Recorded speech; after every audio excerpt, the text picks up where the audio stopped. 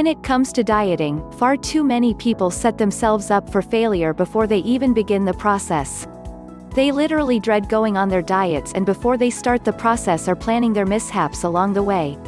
Sad to say but true, far too many would-be dieters are planning their first rocky road mishap while eating their last bowl of rocky road before the big event. I have no idea why we tend to do this to ourselves, but it is something I see in dieters everywhere. The far too popular notion is that one must binge on the foods most loved and enjoyed before beginning the dieting process because these things must be completely eliminated in order to shed those unwanted pounds.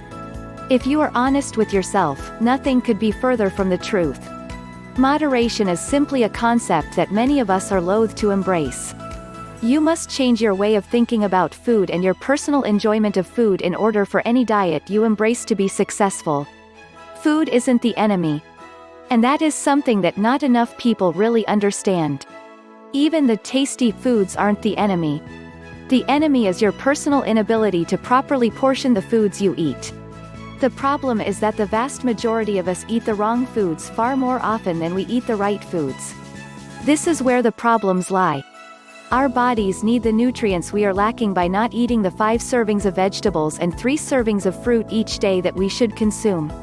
Our bodies know that something is missing and we feel hungry or deprived. If we were actually consuming the proper balance of fruits and veggies each day, we would find that we were far less likely to feel hungry and desire those foods that aren't as healthy.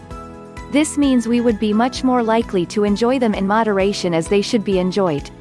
Portion control is another problem that we have. We live in a society of upselling.